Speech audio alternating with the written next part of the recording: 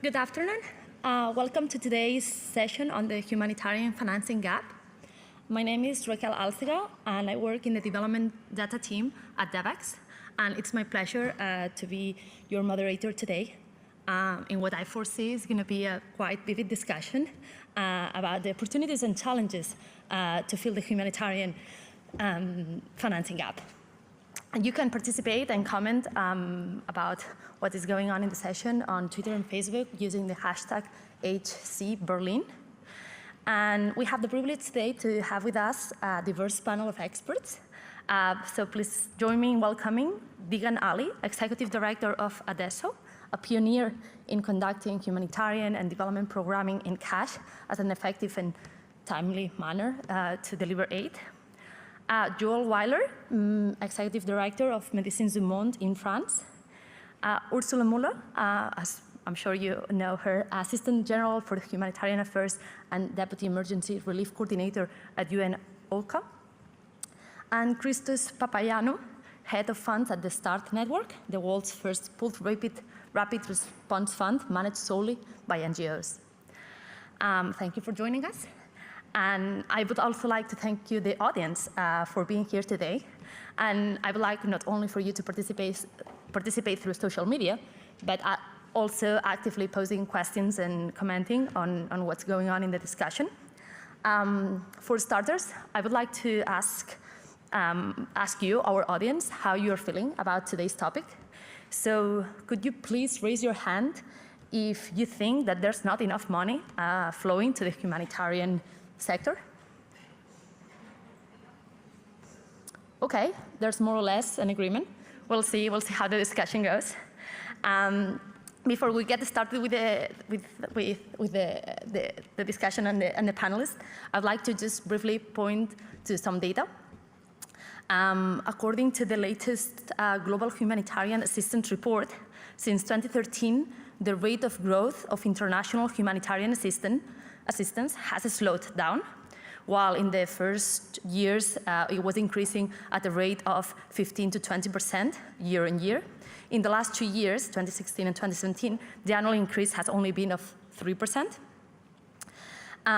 According to the financial tracking system of UN OCHA, the latest appeal figure is $25.32 billion, of which, as of now, 10.71 billion, meaning approximately 42%, have been funded. But we still need 14.62 billion. So with this in mind, I would like to pose the first question to our panelists. Given your different experience, what do you think about the innovative, non-traditional funding models like pooled funds, crowdfunding, partnerships with the private sector? How useful and will they be in the upcoming future to bridge this gap?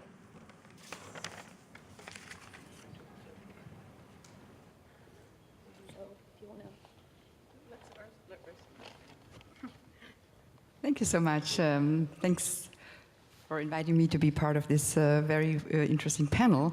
How to close the humanitarian financing gap. First, let's just look a bit at the context. Donors are providing record levels of funding for humanitarian response. The United Nations appeals raised $14.9 billion last year. But at the same time, the funding shortfall is still more than $10 billion. And this in the light of skyrocketing requirements. And thus the gap widens between the funding provided and the money needed to respond to humanitarian needs. The United Nations coordinated humanitarian response appeals, as our moderator said, appeals to almost $26 billion for 2018 to meet the needs of 97 million people in need. That is more than 4 times what we asked for a decade ago. And these growing needs are driven by many factors. including the number of protracted crises, the duration of those crises that see no resolution, and the devastating effects of climate change. And at the same time, response costs have also increased due to rising assistance standards and increasingly insecure operating environments. And it was in this context that the high-level panel on humanitarian financing produced a report, and it recommended a number of practical changes to reduce the need, to improve the efficiency and effectiveness of humanitarian financing, and also to expand the funding pool. So I will explore some progress on these themes here. So first, reducing need through early action. Prevention and early action saves lives and cuts cost. I think prevention is really a smart investment because it does not only prevent human suffering, it is also cost effective. Had we acted sooner to support MSF in 2014 in West Africa Ebola outbreak, we would have saved thousands of lives and millions of dollars. We now need to lay the path towards a more anticipatory approach and funding model. And in this model, we can put in place response plans and finance before crises really kick in. We can make greater use of tools like disaster risk insurance and contingency financing. And we will explore ways to share risk with the private sector, for instance, through humanitarian impact bonds. And action will be triggered automatically based on evidence and not the quality of appeals, because that's also questionable sometimes. And across the world, humanitarian organizations are piloting anticipatory financing and early response initiatives, and it's really worth looking at this. Maybe one more point, the START Fund anticipation window, for instance, created, I think, 2 years ago, following the El Niño. Sometimes we need a crisis to think, to do things differently. The START Fund anticipation window has helped anticipate 13 crises in 11 countries, and you distributed 3.5 million for early action. And the IFRC and the German Red Cross Federation have a forecast-based financing mechanism that has triggered early action in Peru, in Togo, in Uganda, and in Bangladesh, and even in Mongolia. Last week, during the General Assembly of the United Nations, the Famine Action Mechanism was launched, as I mentioned before, and which will use predictive analytics to trigger financing for early action before when there's a risk of famine emerging. And the World Bank, as I mentioned, and Microsoft and others will participate. And this will not only save lives, it will also definitely cut humanitarian costs by 30%. So looking into the future, insurance could play a more important role. OCHA estimates that 20 to 30% of the needs identified in the Global Humanitarian Overview for 2018 could, in principle, be met through insurance. And many African countries have taken out risk insurance of the Africa Risk Capacity Initiative. In this case, funding is triggered on parametric indicators depending on rainfall and food prices and other factors. And another example is the International Rescue Committee, which has been developing proposals for displacement insurance. Very interesting, displacement insurance, which could trigger financing as soon as refugees or people movements begin. And other approaches to bolster early action include developing response and putting the money in place for such response before crisis unfolds, and release the money and mobilize agencies to really respond a lot earlier. And my last point would be on the country-based pooled funds, but I can also keep this for our later discussion. Thank you.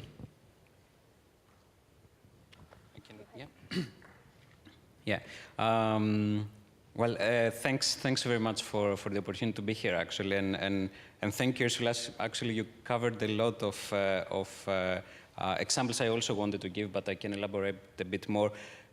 Before doing that, and I will not get into any statistics. I mean, we already heard a lot, but when I was preparing and I was looking online for some statistics, I found interesting comparisons, which I'm not sure how well-based they are, but yeah, I found an article a couple of years ago that said that actually in the world we spent 3 times more money for ice cream than the aid sector. And I think similar comparisons have been done as well with the bubblegum industry or the yogurt industry. I mean, the point is that, yeah, probably for the world's safety net, the aid sector, probably we're not spending enough.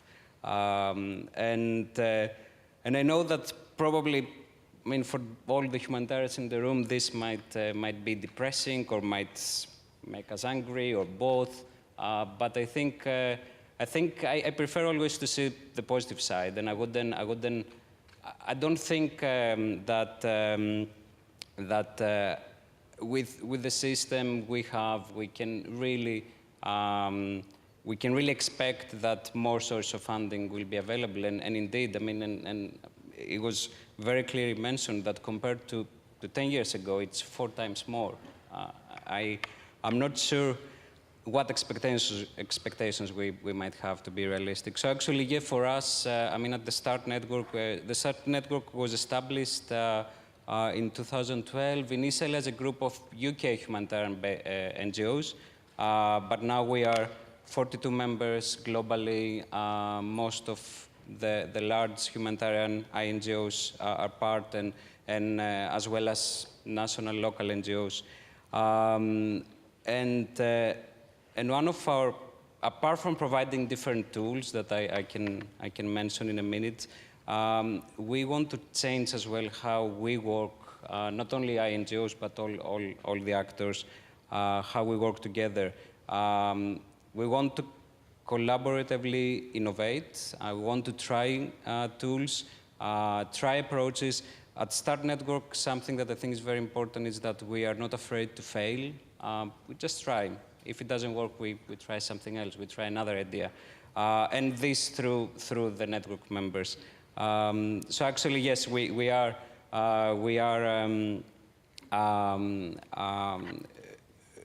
very open to ideas that members are bringing, and we want to do more. And really, maybe a last point on the collaboration, on things that can be done differently. I think there is a responsibility from all of us, all the humanitarian NGOs and agencies as well, not only the NGO, the civil society sector, is to really work more collaboratively. I think competing for media attention is probably one of the symptoms of a problem, but I think we can address it.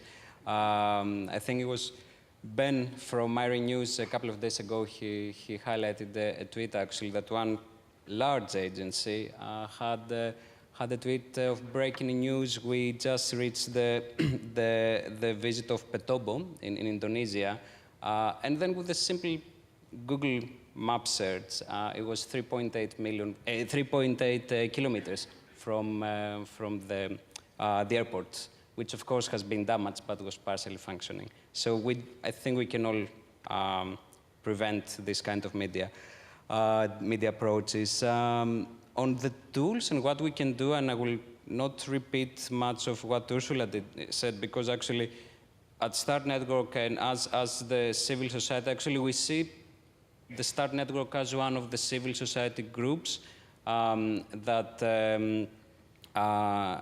constitute the third pillar, the other two being the UN and the Red Cross and Red Crescent Federation.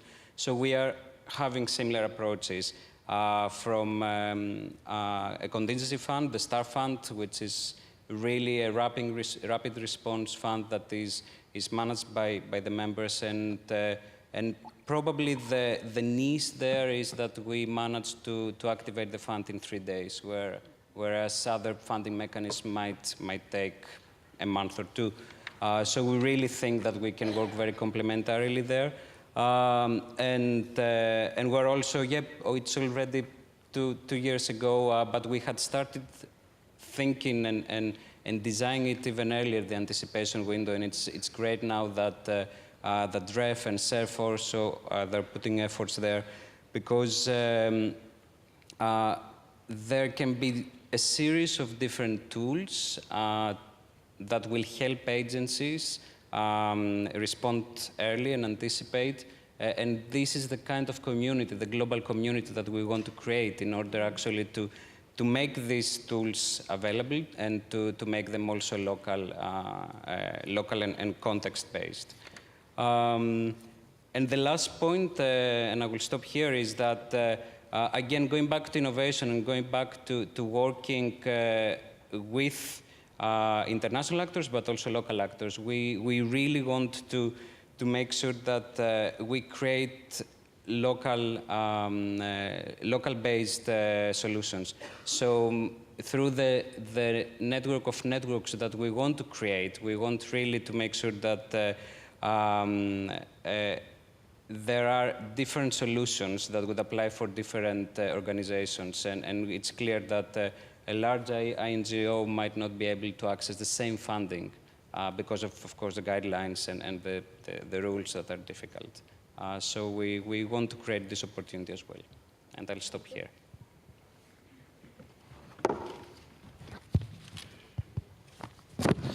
Thank you.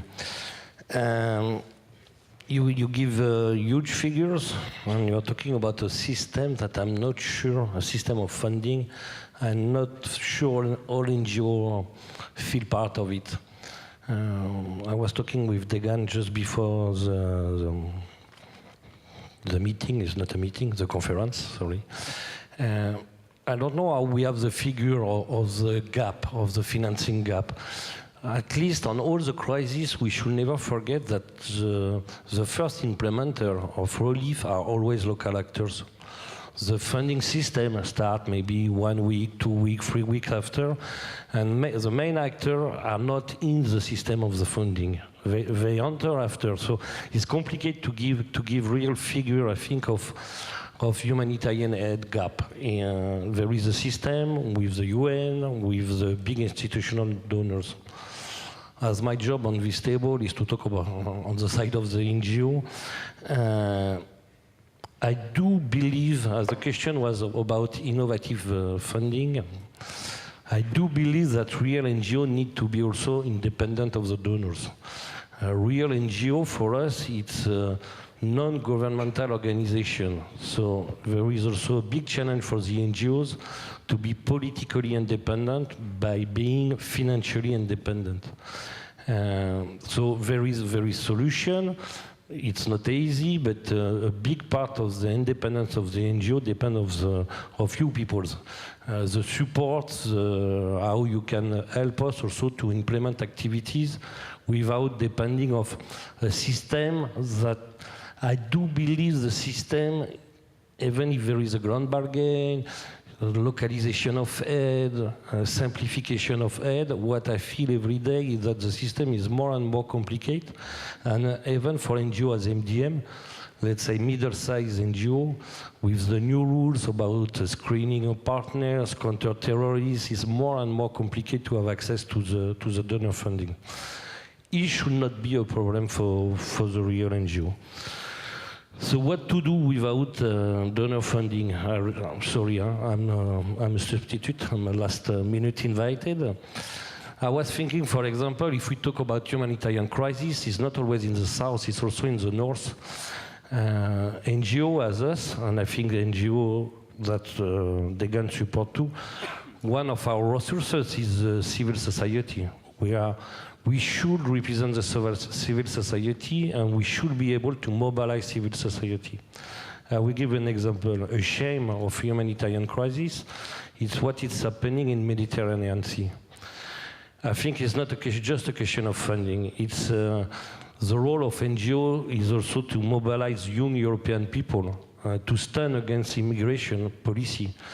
It's not just a question of funding humanitarian action. It's advocacy, it's politics. As real NGO, sorry to say 20 times real NGO, but I want to underline that. It's been independent NGO. We should be first activists. We should dream to change the world. We should dream to change the politics. And it's not just a question of access of funding. I think with more good politics, there will be less financing gap. Maybe there will still humanitarian crisis, but maybe less. So let's not just see the humanitarian gap as a problem of funding. I will let Degan continue. Yes, I think he deserves a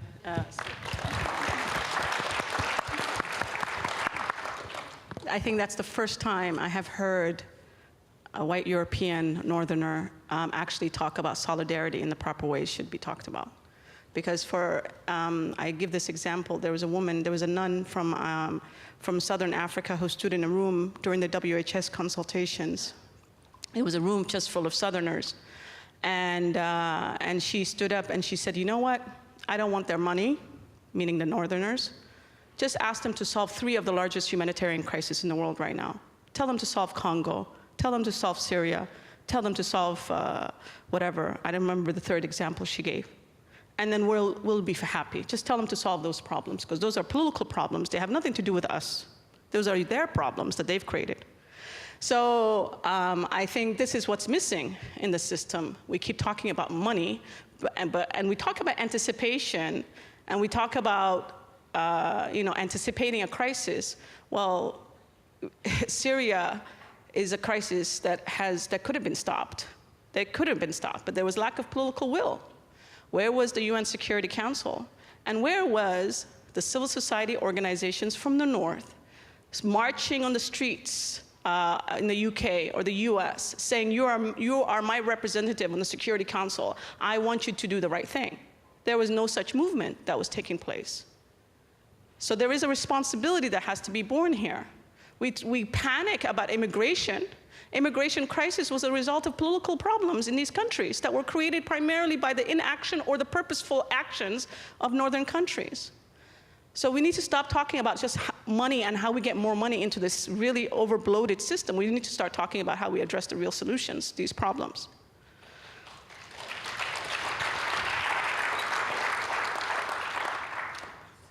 Sorry, I went on a tangent, but I think the first question I wanted to ask was, do we really need more money in the system?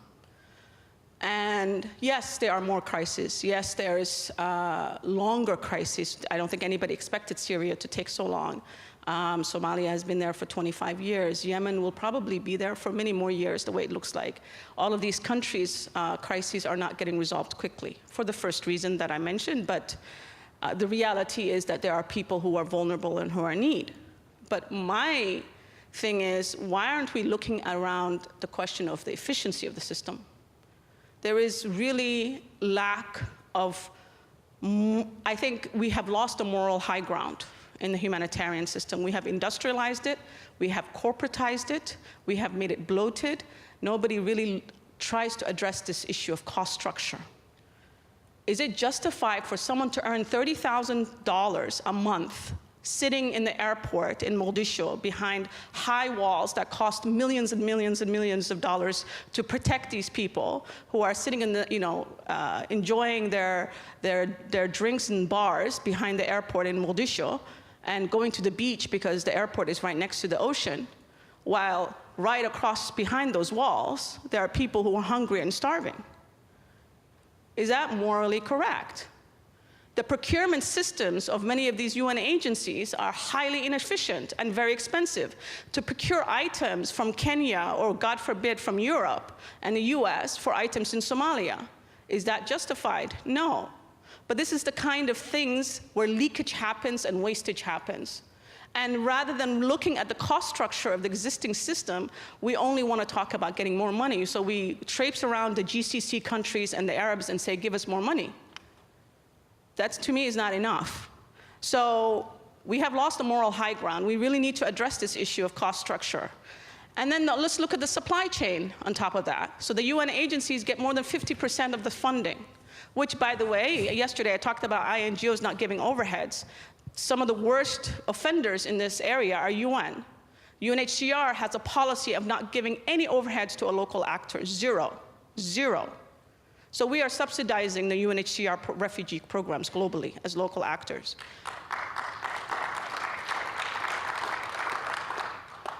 So the USAID gives $1 to a UN agency. That dollar then is given to an INGO headquartered in the same country probably, or another European country. That INGO then gives their money to a sister organization in the federation. That sister organization in the federation gives it to the Kenya office, the regional office. That regional office gives the dollar then to a portion of that dollar to the Somalia program. In that whole supply chain, everybody's getting a cut. How much do you think of that dollar actually gets to the beneficiary? Yeah? That entire supply chain is another source of wastage that's never really addressed. So for us, as local actors, we're not saying that only if you want to anticipate a crisis, if you really are serious about doing the work of addressing the pre-crisis, you need to develop our institutions, our capacities. We know that there will be another crisis in Indonesia and Nepal tomorrow. So we need to be investing in the local government institution and local civil society institution in anticipation of that, not just creating insurance mechanisms. That's not enough. Where is the institutional capacity building so that these organizations and these institutions are ready to handle the next large earthquake in Nepal? But we also need to be talking about how do we address the inefficiencies of that supply chain system by localizing properly and letting local actors lead.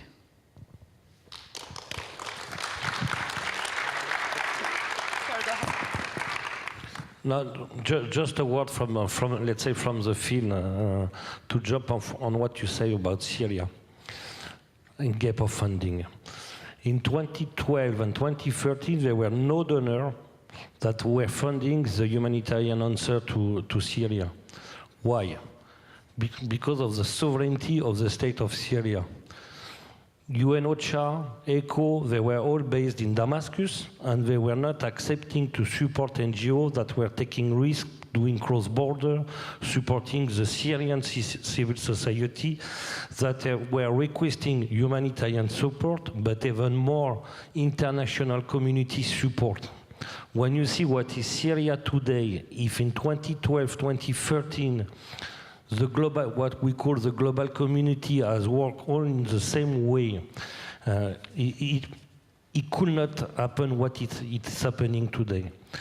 I take the opportunity because I'm quite rare in Germany. The only institutional donor that was supporting MDM at this time was the German MOFA, because the German Ministry of Foreign Affairs was not taking care about the EU instruction that was refusing to support one of the worst crises at this time. And Ursula, I heard that we are not so far. You see Yemen today. There is funding for Yemen, but 80% of the funding for Yemen are coming from Saudi Arabia. Our real NGO could take the money of Saudi Arabia to support Yemeni people. I hope most of you know here, but it's Saudi Arabia that is creating the humanitarian crisis on the field. So it's all the limit of the system that make us a bit all crazy. And all of this is first political issues, not humanitarian issues. It's the lack of, let's say, smart, clever diplomacies that bring us, all of us in this situation. Sorry for my English.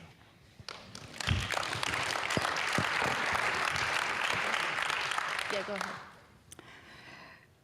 I would like to just spend one moment on response capacities to natural disasters, which was also mentioned by Degan.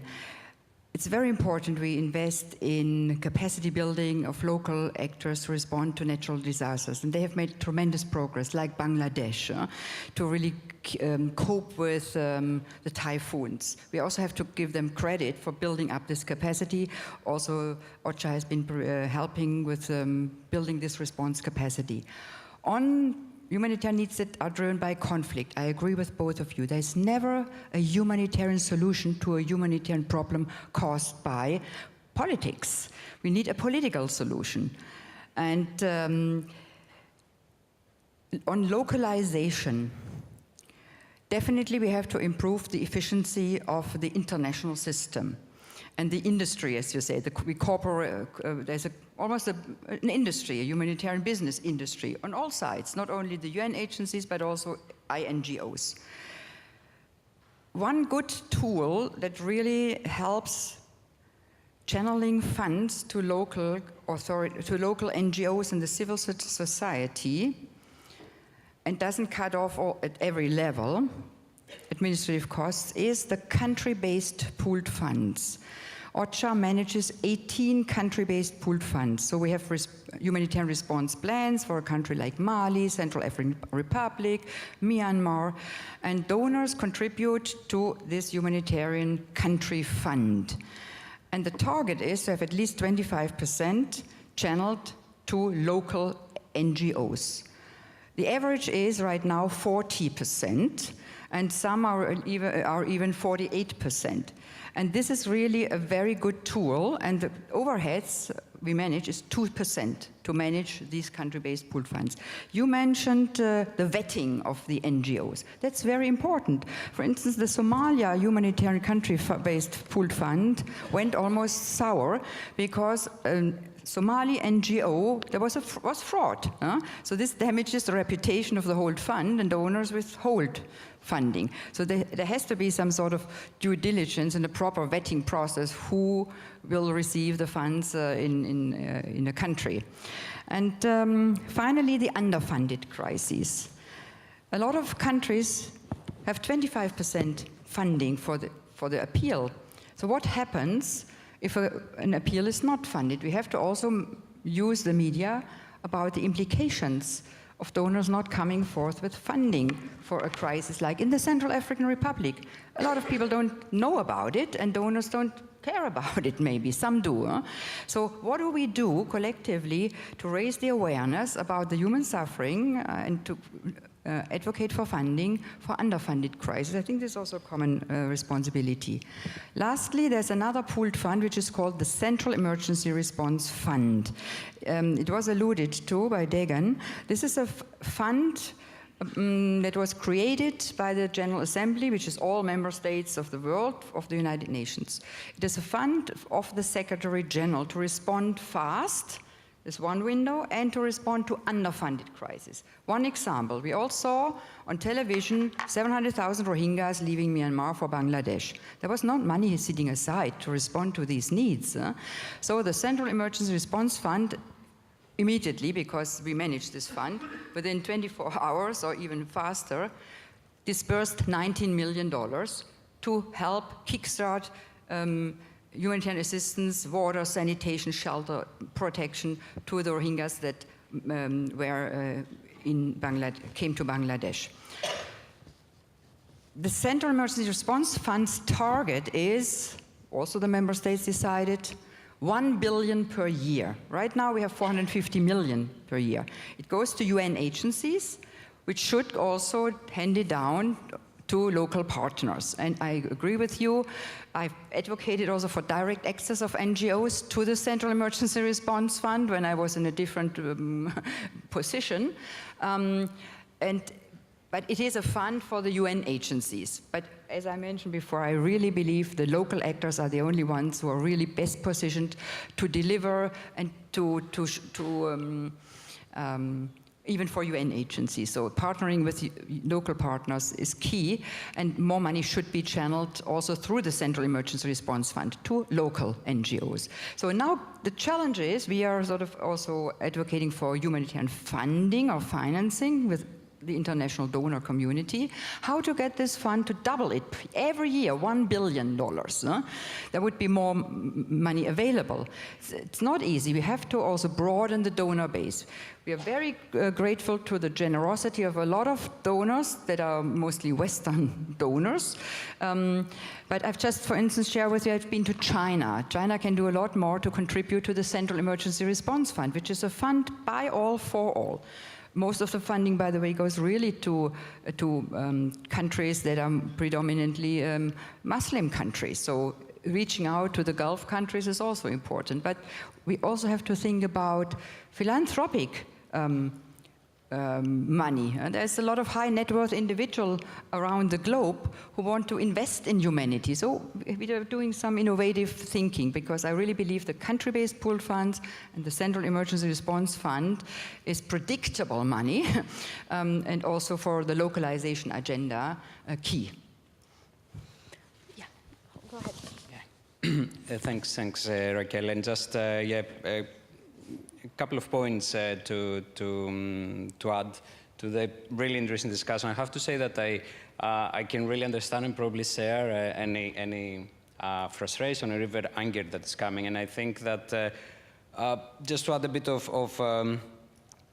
history or legend, I think the START network, the legend goes that it was initially created in 2010 by a group of humanitarian staff that they were actually very frustrated about how the humanitarian system goes.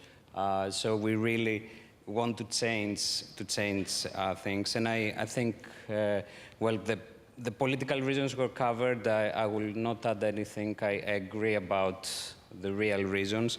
A couple of points.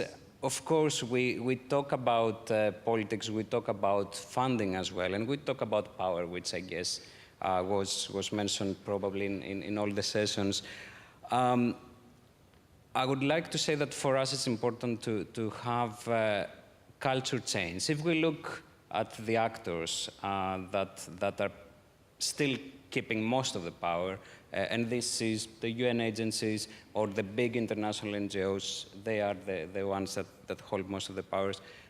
I think there is need for a culture change, and especially to allow, going back to Degan's point on localization, to allow local first responders to be able to access directly as much as possible the funding.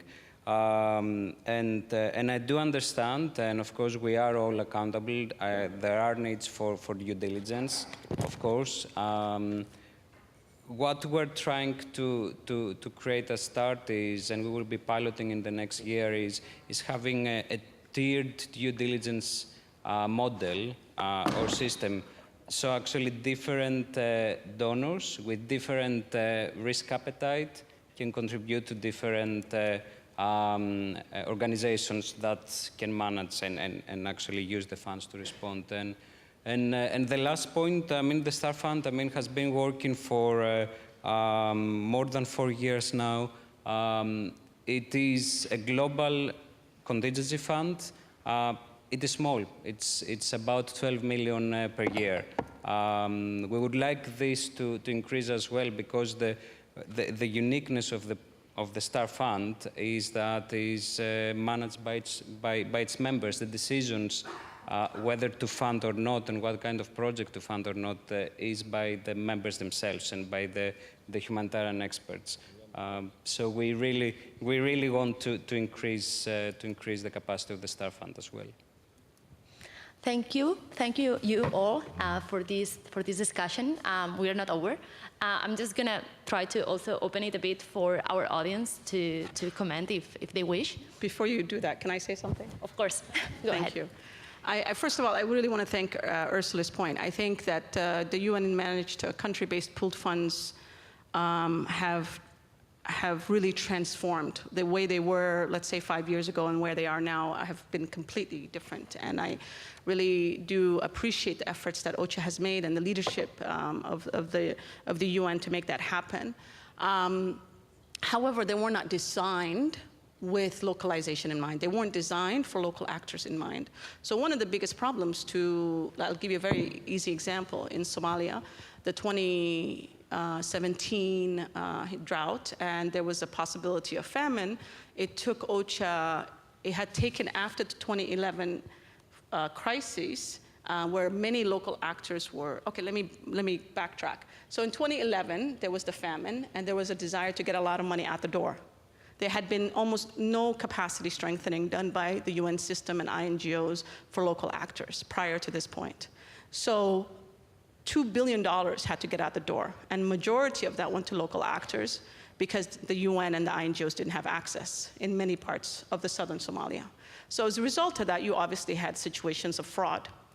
And unfortunately, the local actors were blamed for it primarily. There was no reflection on how we as a system have failed the local actors, but local actors were the only ones blacklisted. There was an incident, a large, highly documented incident of an INGO that also had fraud, okay? This INGO, what happened? Well, let's fast forward to 2014. They received, I think, 15 million pounds from DFID. Fast forward to 2017, in the crisis of the drought in 2017, they actually received 10% of all humanitarian funding in Somalia. One NGO, one INGO, okay? So one INGO had to absorb and burn and get out the door over $120 million in 1 year. What do you think is going to happen in that situation when you have to burn $120 million in 1 year? Okay? I don't think it will be all squeaky clean, yeah? But this is how an INGO was rewarded for bad behavior, and local NGOs were blacklisted to the point where the pooled fund almost went out of business and almost didn't exist, yeah? So there is a huge double standard and discrepancy in the system in how it deals with issues of fraud. And I will also give you another example. My first experience with fraud, it was a long time ago. It was a long time ago. I'm a lot older than many of you students here in this room. But my first experience was actually with a UN staff member. It was a UN staff member who said, if you want this project, you have to pay me X% of the total value of this project, yeah? So this idea that fraud is limited to local actors, we need to stop that narrative right now. It's not true.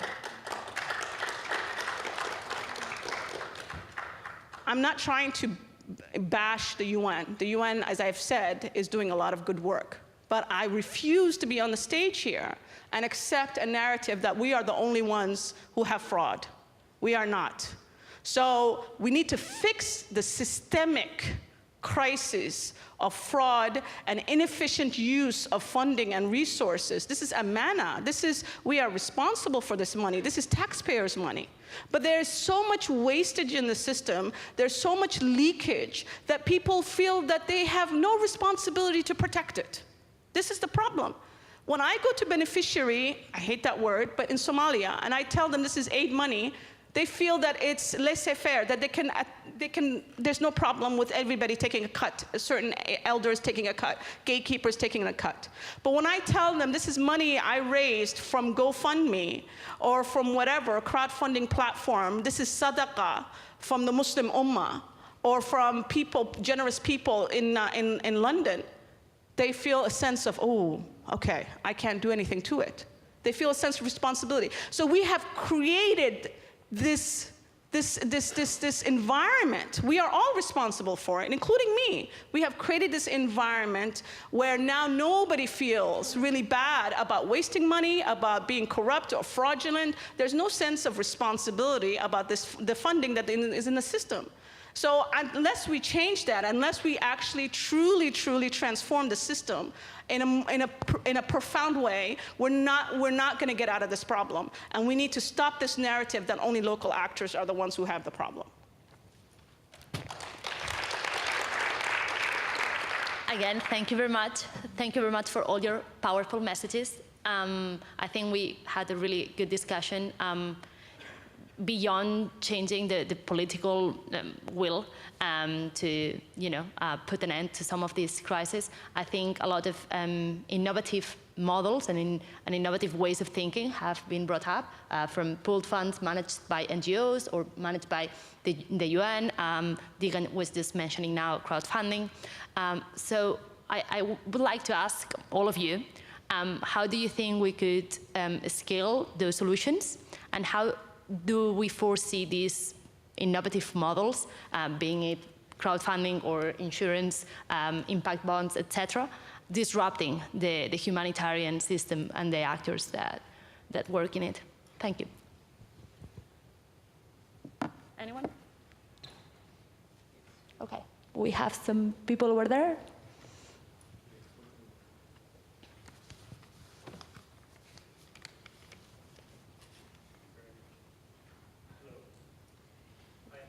Reina from Venezuela.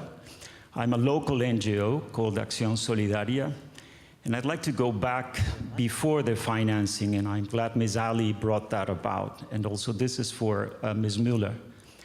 In 2015, when we saw the effects of the emergency on the Venezuelan people, we reached out to OCHA in New York and had a long talk and hoping to open the eyes of the agency to work with us. And they did not pay too much attention, probably because we were a local human rights Venezuelan NGO, but we had some information already.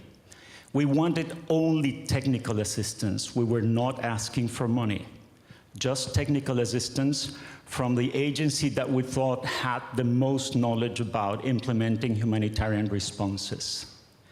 We were directed to the office in Panama, and after exchanging email after email with the person there, we stopped getting any sort of response, nothing. We stopped talking to them. And so we had to go on our own, and now 3 years later, finally there is a point person of OCHA going into Venezuela. So it's probably to both of you, Ms. Müller and Ms. Ali, you know, who pays attention to a local NGO that does not have the experience, but is on the ground and is suffering the consequences of these long-term situations? Who do we talk to? This is probably for future situations, but I really want to call attention to this, because we have implemented a nationwide humanitarian program now. We were going to talk about it later, on our own. So, you know, it's sort of a reflection on that engagement with the agencies. Thank you. I'm Abdulaziz from Noha Bochum University. I have a question to Ms. Müller. Yes. Okay. Thank you. Yes, I have a question to Ms. Müller. Thank you for sharing some facts and figure about funding. As you said that, if I have understood right, it has raised 4 times in last decade and still fall off around $10 billion. In order to get rid of this problem, why United Nations don't or can't work on pre-crisis? I just would like to give you an example of Myanmar. It's a poor country, not only economically, but also politically.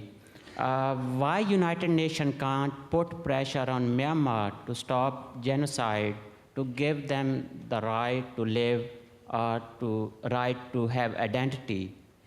Don't you think if United Nations can't stop even a country like Myanmar, then the United Nations itself is more vulnerable than any other group? And secondly, as yesterday we had a session about refugees in Bangladesh, Cox's Bazar, and they said that there are around 600,000 people have living since for past 2 years.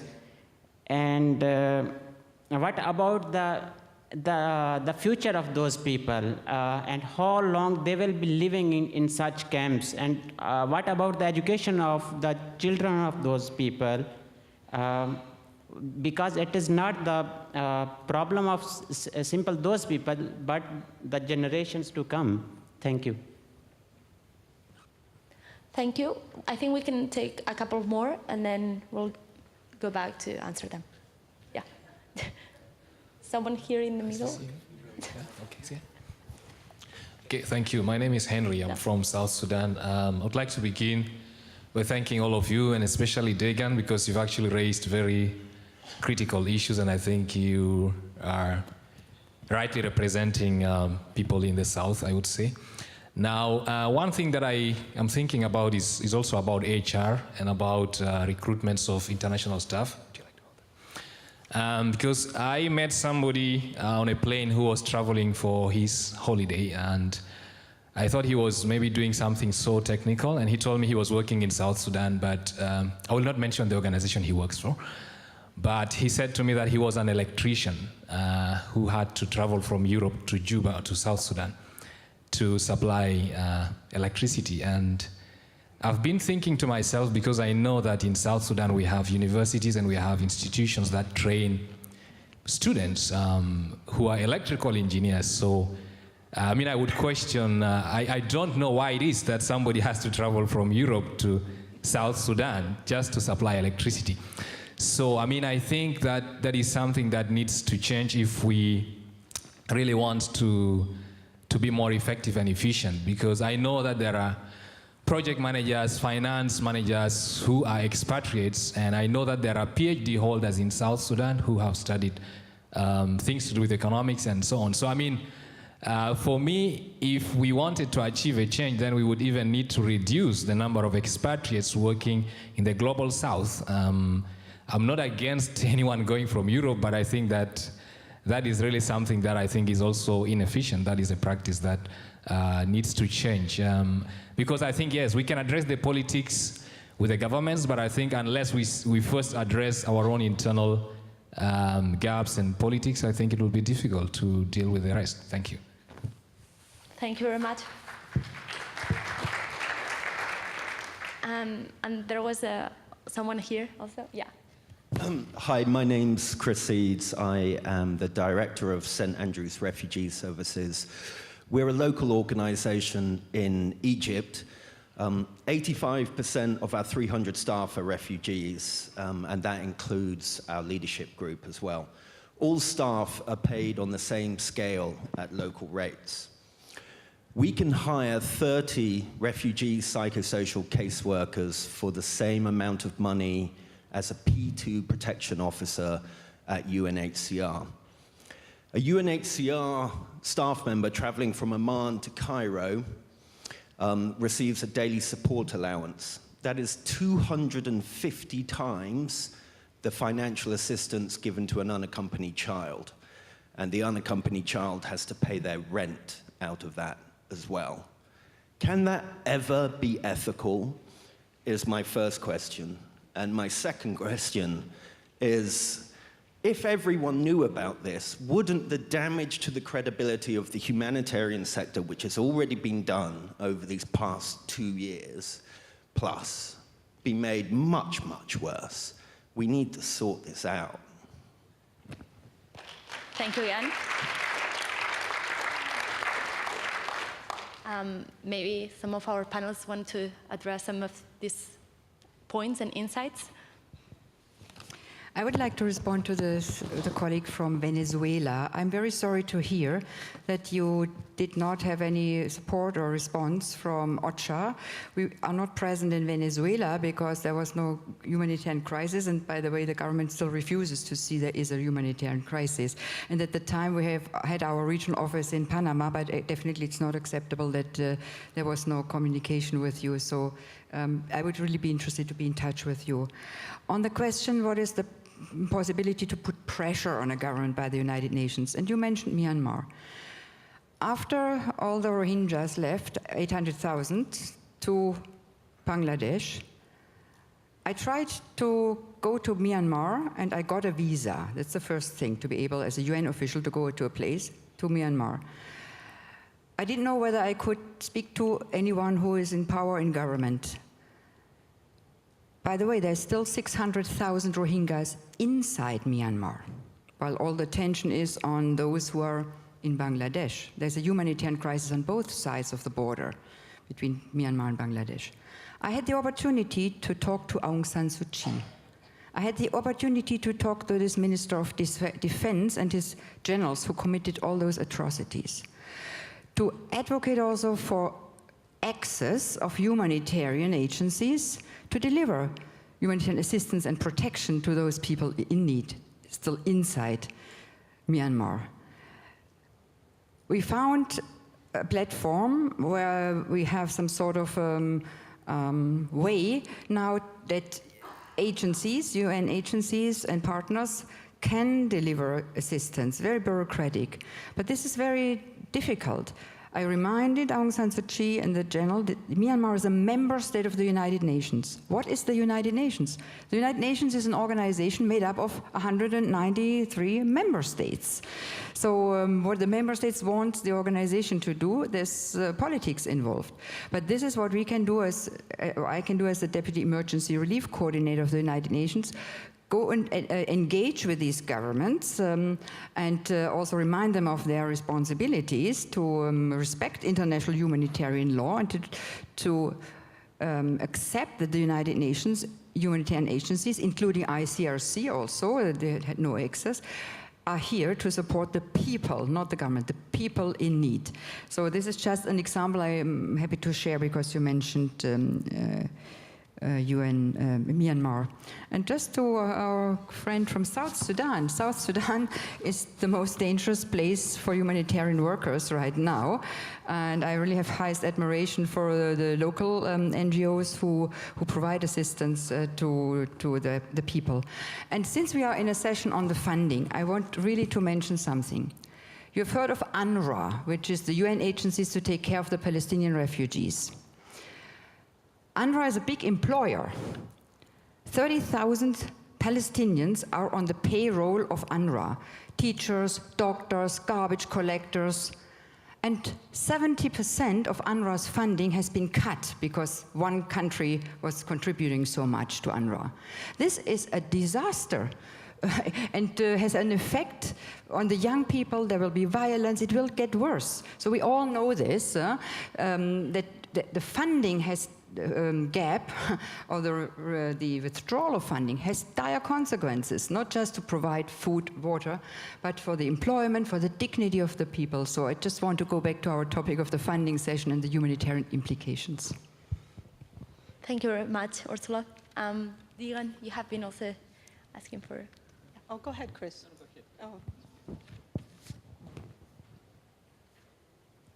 Hello? Yeah. I want to respond, well, okay, let me respond to Venezuela first as well. I think that's really unfortunate, and I think this is a great example of what we're talking about. This is what happens in countries like Venezuela and Nepal and other countries that are not experiencing humanitarian disasters or conflicts on a regular basis, and something happens.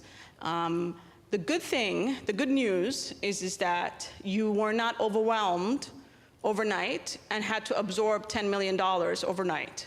That's the good news. So it's actually good that they didn't come running, okay?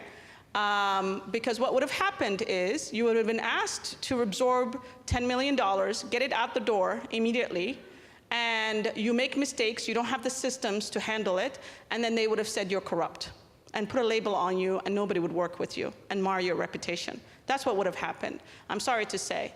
Or otherwise you would collapse because you just don't have the capacity to absorb it and handle it. Your systems would collapse, your institution would collapse afterwards. You become too bloated, thinking the $10 million will continue and continue, and when you realize it's too late, you don't have any more funding left. All the funding has left, and your organization cannot absorb all the staff and overheads that you've created.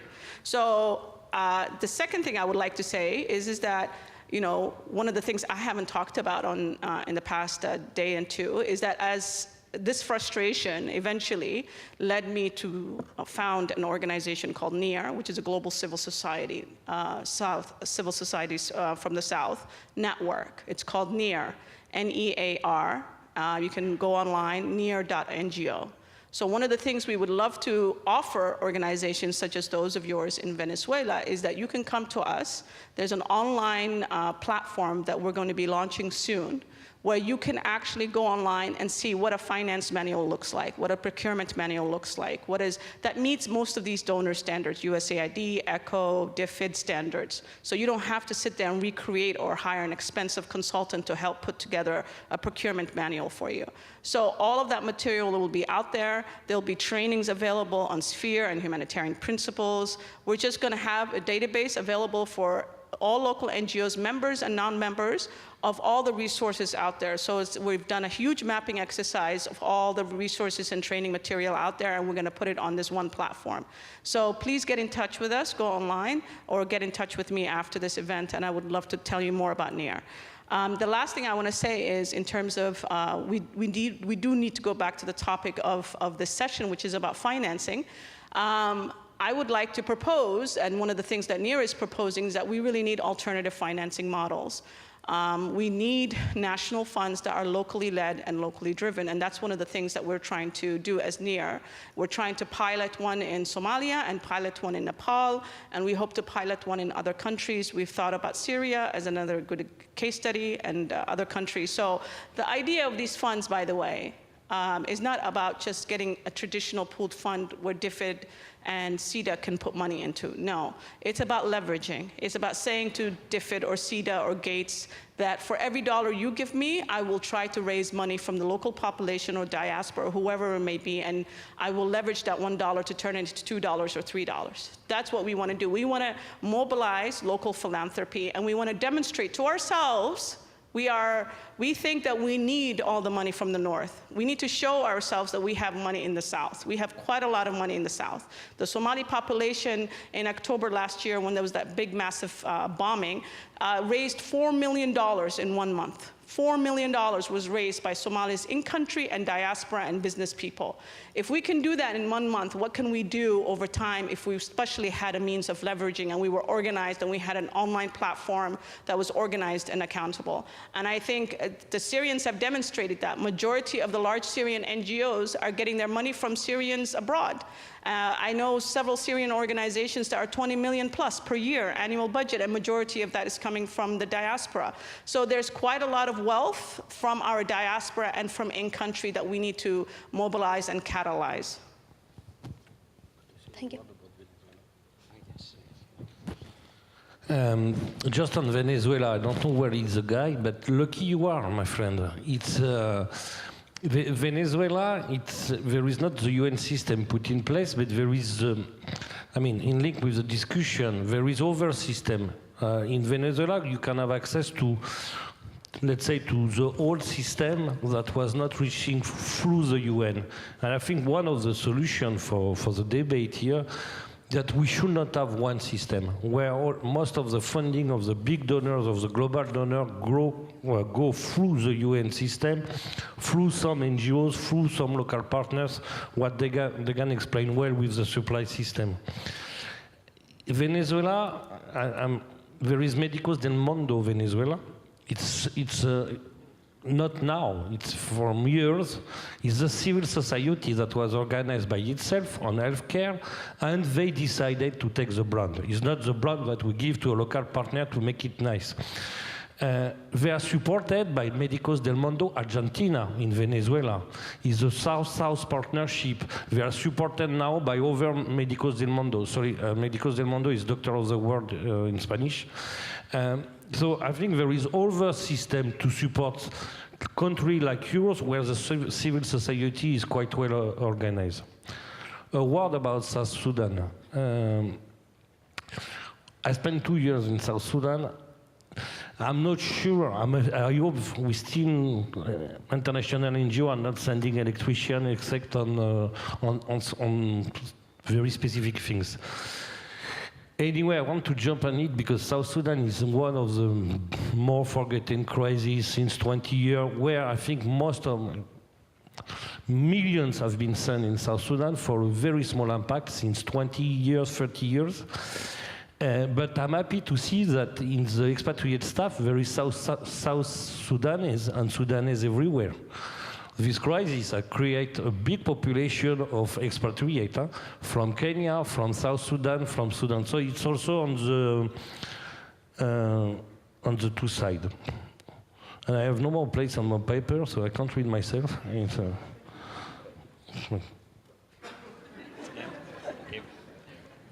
Maybe we can come back to it if you remember. Yeah, a few points as well, and I think going back also to the subject of this discussion, and also maybe an observation on what I hear, although I think it might appear like there are a lot of problems, and there are problems, but I also, through the different interventions, I hear solutions as well, and I want to look a bit more on the positive side. I mean, what I think all of us and in the panel mentioned are the different ways that we can actually do things and we can achieve things. It doesn't have to be one way.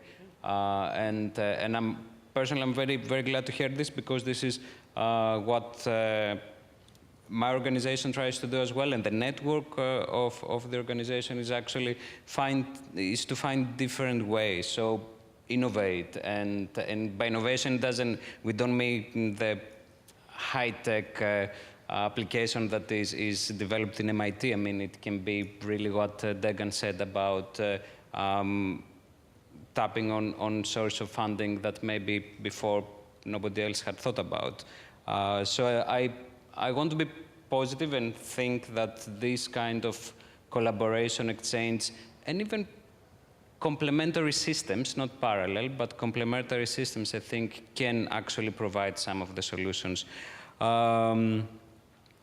So I really want to pass a more positive message. And maybe on the South Sudan, I think for me that's one of the problems, and probably one of the problems that need to be tackled, especially by the large agencies and the large NGOs, is that they should stop thinking of growth just for the sake of growth. And I know that quite a lot of the big NGOs, especially, they have the vision to be the leading in the sector in one area or the other. I think this, for me, is one of the roots of the problems that was described in South Sudan. We should stop this, and we should not have targets to reach a huge market. It can be actually that we leave space for others, and that might probably mean a South Sudanese electrician and South Sudanese program manager. And if I'm to leave maybe a last message, I think collaborate more, anticipate more, and be more local. I think these would be my 3 messages. Thank you very much, Christos. I think it was a great sum up of what has been discussed in this past hour. I just, very quickly, because we're running out of time, would love for each of you kind of like what would be in your wish list if we're all here, a group of idealists and thinking that the humanitarian system in the world can be a better place. What would be that thing on top of your list that you would take action on if all the resources in the world were available to you?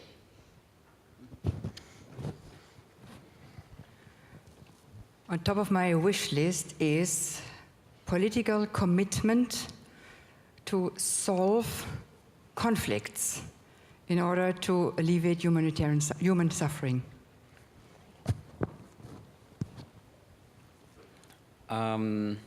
Probably I would like to see, since we're talking about funding, I would like to see funding that is not politically driven and not media driven.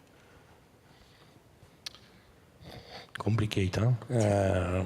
Let's say more real NGO independent, let's say, and more activism. I would probably like to see a complete gutting of the international aid system and starting from scratch, and refashioning the UN Security Council completely, just a complete transformation of the system. And I would just like to say that this issue of the politics of the aid and the crisis, we tried to bring that up as civil society consistently in the 2 years of consultations at the WHS. And it was constantly removed from the minutes and the notes of those reports as a priority issue. Ursula, now that I have you here on this stage, one of my other wish lists would be if I could kindly ask you and request your support as a deputy relief coordinator. If today you can make a commitment to push the heads of UN agencies to give a proper overheads to local actors of minimum of 7%. I hear your wish.